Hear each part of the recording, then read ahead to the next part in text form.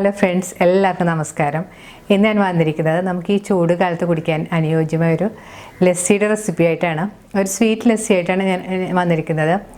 ഇത് നമുക്ക് ശരീരത്തിന് നല്ല കുളിർമ നൽകുകയും നല്ല ആരോഗ്യത്തിനൊക്കെ വളരെ നല്ലതാണ്. നിങ്ങളിത് ട്രൈ ചെയ്ത് നോക്കുക. ട്രൈ ചെയ്ത് നോക്കിയിട്ട് നിങ്ങളുടെ അഭിപ്രായം കമൻറ്റ് ബോക്സിൽ മറക്കരുത്. നിങ്ങളുടെ ഫ്രണ്ട്സായിട്ടൊക്കെ ഷെയർ ചെയ്യുക. അപ്പോൾ നമുക്ക് ഈ ലസ്സി ഉണ്ടാക്കാൻ തുടങ്ങാം. ലസ്സി ഉണ്ടാക്കാനായിട്ട് ഞാനിവിടെ എടുത്തിരിക്കുന്നത് 1.5 കപ്പ് നല്ല കട്ട തൈരാണ്. അത് ഫ്രിഡ്ജിൽ വെച്ച് നല്ല തണുത്ത തൈരാണ് ഞാൻ എടുത്തിരിക്കുന്നത്. ഇനി നമുക്കിതിലേക്ക് വേണ്ടത് ആവശ്യത്തിന് പഞ്ചസാരയാണ്. പഞ്ചസാരയുടെ അളവ് നിങ്ങളുടെ പാകത്തിനനുസരിച്ച് കൂട്ടുകയും കുറയ്ക്കുകയൊക്കെ ചെയ്യാം കേട്ടോ. മധുരം കൂടുതൽ വേണമെങ്കിൽ കൂടുതൽ ചേർക്കാം, കുറവ് മതിയെങ്കിൽ കുറച്ച് ചേർത്താൽ മതി. ഇനി വേണ്ടത് ഒരു ഏലക്ക പൊടിച്ചതാണ്. അതും കൂടെ നമുക്ക് ഇതിലേക്ക് ചേർത്ത് കൊടുക്കാം. ഇനി ഇതൊരു ഹാൻഡ് വിസ്കോ അല്ലെങ്കിൽ ഒരു സ്പൂണോ ഉപയോഗിച്ചൊന്ന് നന്നായിട്ട് അടിച്ചൊന്ന് സ്മൂത്താക്കി എടുക്കണം. ഞാനിവിടെ 2 ഗ്ലാസ് ലസ്സി ഉണ്ടാക്കുന്ന അളവിലാണ് ഇൻഗ്രീഡിയൻസ് എല്ലാം എടുത്തിരിക്കുന്നത്.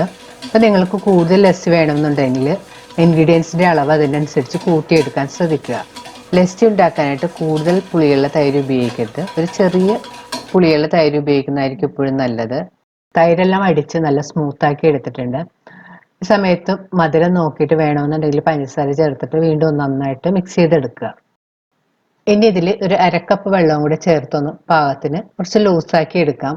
ഇപ്പോൾ വെള്ളത്തിന് പകരമായിട്ട് 1/2 കപ്പ് പാല് ചേർത്ത് കൊടുത്താലും മതി. കൂടുതൽ വെള്ളം ചേർക്കരുത്. കൂടുതൽ വെള്ളം ചേർത്തിട്ടുണ്ടെങ്കിൽ വെള്ളത്തിൻ്റെ ടേസ്റ്റ് ആയിരിക്കും കൂടുതൽ. അപ്പോൾ ലസ്സി അത്ര ടേസ്റ്റ് കാണില്ല.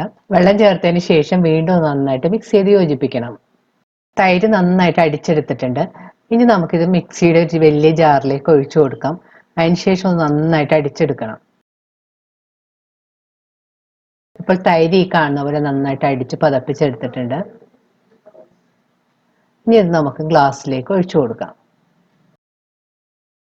ഇനി ലസ്സിയുടെ പുറത്തേക്ക് ഒരു 2-3 കഷ്ണം ഐസ് ക്യൂബ്സ് ഇട്ട് കൊടുക്കാം.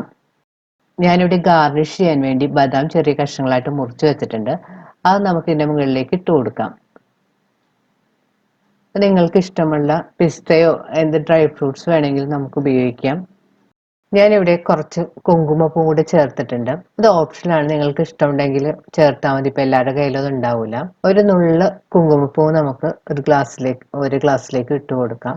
ഇത് കഴിക്കുന്നതിന് മുമ്പ് ഒന്ന് നന്നായിട്ട് മിക്സ് ചെയ്തിട്ട് വേണം കഴിക്കാനായിട്ട്. എനിക്ക് പിന്നീട് ഫോട്ടോ എടുക്കാനുള്ളത് കൊണ്ടാണ് ഞാനിത് സ്പൂൺ കൊണ്ടൊന്ന് മിക്സ് ചെയ്യാതെ വെച്ചിരിക്കുന്നത്. നിങ്ങളപ്പോൾ ഇത് സെർവ് ചെയ്യുന്നതിന് മുമ്പായിട്ട് സ്പൂൺ കൊണ്ടൊന്ന് നന്നായിട്ട് മിക്സ് ചെയ്തതിന് ശേഷം ഉപയോഗിക്കാൻ ശ്രദ്ധിക്കുക. ഇപ്പം നമ്മുടെ സ്വീറ്റ് ലെസ് റെഡി ആയി കഴിഞ്ഞ് 10 മിനിറ്റ് കൊണ്ട് പെട്ടെന്ന് ചെയ്തെടുക്കാൻ പറ്റുന്നതാണ്. വീണ്ടും ഇതുപോലുള്ള നല്ല റെസിപ്പി ആയിട്ട് നമുക്ക് കാണാം. Thank you.